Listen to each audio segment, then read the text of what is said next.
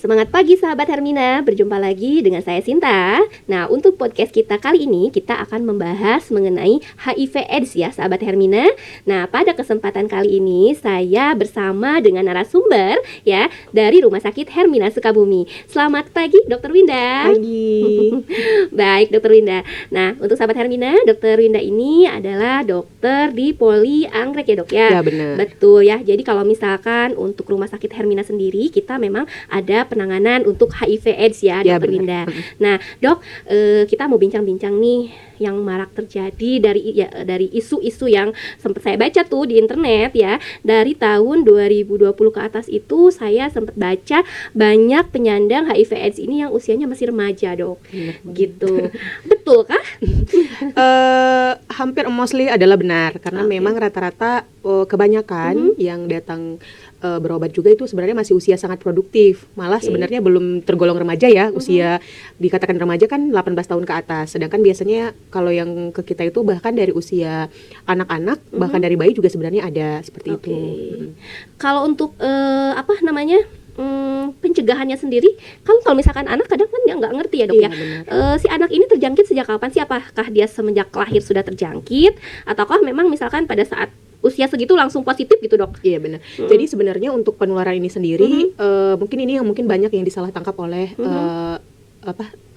orang-orang atau netizen-netizen di luar ya. Sebenarnya kayak slogannya aja adalah yang kita jauhi adalah penyakitnya bukan orangnya. Karena sebenarnya untuk penularannya sendiri itu tidak menular kalau hanya dengan berciuman atau berjabat tangan atau berpelukan, itu sebenarnya tidak akan menular. Oke. Karena dia biasanya menular itu lewat cairan, bisa dari cairan sperma atau cairan vagina, kemudian dari darah, kemudian dari jarum suntik seperti itu. Oke. Jadi penularannya sih sebenarnya lebih seperti itu. Nah, kenapa kadang pada bayi juga sudah langsung positif lahir? Nah, itu sebenarnya salah satu penularannya juga bisa dari ibu ke bayi yang sedang dikandung seperti Oke. itu ya. Kan ada plasenta dan lain-lain. Nah, itu ada proses penularannya walaupun tidak 100% dia akan menularkan, tetapi risiko ke arah sana ada gitu. Makanya kadang-kadang kenapa ibu dengan HIV AIDS itu bayinya juga kadang kalau dicek itu akan positif, Ya. atau walaupun tidak dicek kadang kita langsung berikan obat yang namanya profilaksis atau pencegahan seperti itu.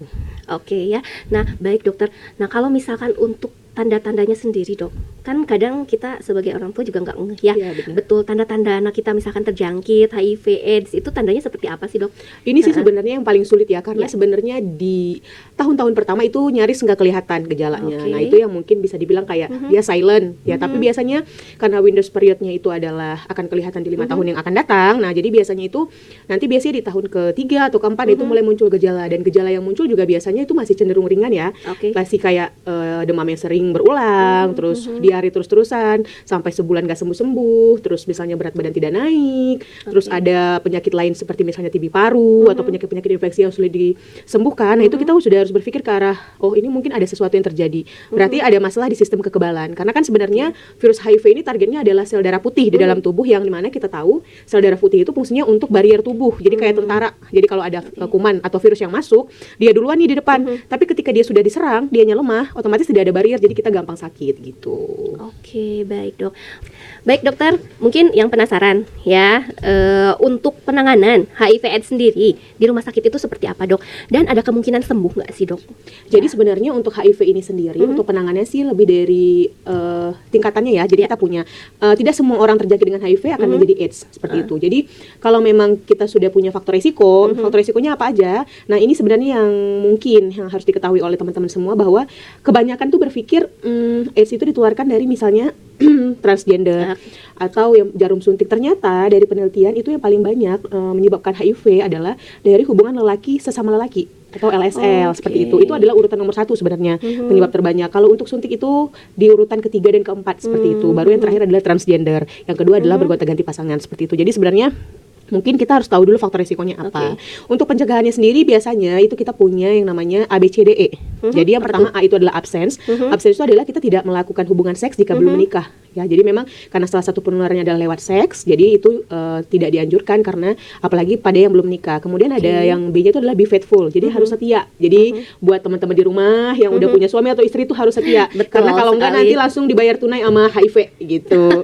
Terus istilahnya jadi nggak gonta-ganti pasangan ya gitu. Terus yang C-nya itu adalah kondom. Jadi kalau misalnya dia udah tahu misalnya pasangannya salah satu ada yang terjangkit, kalau untuk pemenuhan kebutuhan diri sendiri antara suami istri itu bisa dilakukan pencegahan dengan menggunakan kondom biar aman ya gitu. Kemudian yang D-nya itu adalah drugs. Jadi jangan pernah menggunakan drugs ataupun jarum-jarum suntik seperti itu ya, tipe-tipe narkoba yang lewat jarum suntik, karena itu adalah salah satu faktor penularannya bisa dari situ. Kemudian yang E adalah edukasi gitu. Jadi kita harus tahu dulu sebenarnya faktor penularan dari mana dan kemudian baru gampang. Nah, untuk penanganannya sendiri sebenarnya HIV ini mungkin tidak akan bisa sembuh ya, tidak akan, karena dia akan seumur hidup minum obat. Kita hanya bisa mengontrol jumlah virus yang sudah masuk di dalam tubuh. Biasanya orang-orang yang sudah diberikan obat HIV nanti biasanya dari konselornya atau dokter yang menanganinya pasti akan menyarankan untuk dicek yang namanya CD4. Jadi misalnya berkala per 6 bulan atau per tahun itu akan dicek untuk apakah, karena CD4 inilah yang menentukan apakah dia sudah masuk ke dalam AIDS atau belum gitu. Biasanya kalau orang-orang yang patuh dengan obat-obat ARV atau obat antiretrovirus yang dikonsumsi, biasanya itu CD4-nya pasti akan stabil. Jadi biasanya cenderung akan seperti orang sehat seperti itu. Tapi kalau misalnya dia tidak patuh minum ARV, bisa saja nanti di tahun ke-6, ke-7 itu akan jatuh ke AIDS, bahkan sampai meninggal. Itu kita pernah punya beberapa kasusnya gitu. Oke, ya, pada intinya harus patuh ya dok ya, kalau benar. misalkan untuk medical check up sendiri dok, untuk screening nih kita nih, untuk screening yang meyakinkan diri kalau kita memang tidak terjangkit nih, pemeriksaan apa aja sih yang biasanya dilakukan di rumah sakit? Betul. Oke. Jadi sebenarnya kalau untuk di Polianggrek sendiri kita punya yang namanya dua jenis kategori pemeriksaan. Yang pertama PICT, itu adalah keinginan pasien yang memang pengen datang, aku pengen screening nih gitu, entah itu dia ada faktor resiko atau memang dia punya gejala-gejala yang mengarah ke sana, jadi atas kesediaan sendiri. Kemudian yang kedua adalah PMTCT. Biasanya PMTCT adalah untuk pasien-pasien maternal. Jadi biasanya kita kalau pasien hamil pasti kita screening untuk dilakukan HIV, bukan karena kita ingin mencari tahu atau kepo ya dokter-dokternya, tapi lebih kepada prepare untuk nanti kehidupan bayinya ke depan. Betul. Gitu. Jadi biasanya stepnya adalah kalau memang dia mau bersedia diperiksa, kita akan konseling dulu. Ya, kita akan nanti dianamnesa oleh konselornya atau dokternya, nanti akan ditanyakan apakah ada faktor resiko, kemudian alasan diperiksa kenapa dan lain-lain. Nanti setelah itu baru kita akan melakukan pemeriksaan dari mengambil sampel darah. Nanti kita akan periksakan, biasanya nanti menggunakan yang namanya ada larutan ya, reagent. Dan nanti itu akan dilakukan pemeriksaan di laboratorium, nanti akan keluar hasil, nanti akan terlihat apakah dia positif atau negatif. Oke, hasilnya sendiri lama nggak dok biasanya? Enggak, biasanya tuh paling cepat itu adalah sekitar 30 menit. Sekitar 30 menit ya. Nah, kalau misalkan ternyata nih dok ya, untuk pasien yang memang ternyata hasil pemeriksaannya positif, apakah itu diberikan obat langsung tahapannya atau seperti apa dok? Perlukah rawat inap misalkan? Biasanya kalau untuk pengobatan itu kita lihat dulu deh, ketika dia hasilnya positif, nanti kita pasti akan screening. Karena biasanya orang dengan HIV ini tidak berdiri sendiri, pasti ada penyakit di belakangnya. Yang paling sering adalah TB biasanya. Makanya kenapa setiap orang HIV pasti kita akan screening ke arah TB. Begitupun sebaliknya, orang dengan TB pasti akan kita periksakan HIV, karena biasanya itu saling berkaitan. Nah, ketika dia sudah dinyatakan HIV, kita periksakan TB ternyata hasilnya positif, itu kita tidak bisa langsung memberikan obat. Karena ada beberapa obat yang biasanya berinteraksinya itu tidak baik dengan obat TB atau obat-obat ke pasiennya itu misalnya nanti akan ada muncul gejala-gejala yang lain. Nah, biasanya nanti kita pilih, misalnya ini kita mau kasih obat ARV dulu atau TB dulu nih misalnya. Nah, misalnya kita mau ngasih obat ARV dulu. Nah, berarti nanti obat TB-nya akan diberikan 2 minggu setelah ARV. Gitu. Nah, begitupun sebaliknya, jika dia udah minum obat TB dulu, juga nanti untuk masuk ARV-nya kita harus lihat dulu kondisi pasiennya gitu. Jadi kita juga tidak bisa terburu-buru untuk memberikan obat. Nah, untuk indikasi rawat inapnya sih sebenarnya yang paling sering itu adalah kalau dia sudah mempunyai infeksi oportunistik atau namanya IO. Infeksi oportunistik ini adalah misalnya ketika dia dengan HIV tapi dengan penyakit lain. Nah, yang paling sering ditemukan tuh biasanya karena mungkin di kalangan masyarakat ini masih awam ya, jadi mungkin ditutup-tutupi, entah mungkin malu dan sebagainya gitu. Jadi ke rumah sakit tuh malas gitu, entah malas entah malu. Nah, ketika datang itu sudah jatuh dalam kondisi tahap AIDS. Jadi sampai sudah tidak sadar, si virusnya sudah menyerang batang otak. Jadi kita juga sudah susah sebenarnya untuk menyelamatkannya seperti itu. Jadi sebenarnya padahal privasi untuk pasien-pasien HIV AIDS ini sendiri di rumah sakit kita kan sangat terjaga ya gitu. Dengan satu konselor juga dan satu dokter yang tidak berganti-ganti, dan itu sebenarnya sudah cukup safe seperti itu. Jadi sebenarnya tidak perlu ada rasa khawatir atau malu ya untuk berobat, karena kalau sudah jatuh ke dalam tahap AIDS ini sudah sangat sulit untuk disembuhkan gitu. Oke. Baik, seperti itu ya sahabat Hermina. Jadi kalau misalkan nih sahabat Hermina di luaran ada yang dengar podcast kita hari ini ya. Nah, kalau misalkan ternyata pengen melakukan screening dengan senang hati boleh ya. Datang langsung ke Rumah Sakit Hermina Sukabumi, boleh, kita ada Polianggrek ya dokter ya. Hanya sekedar misalkan ingin konsultasi juga bisa ya.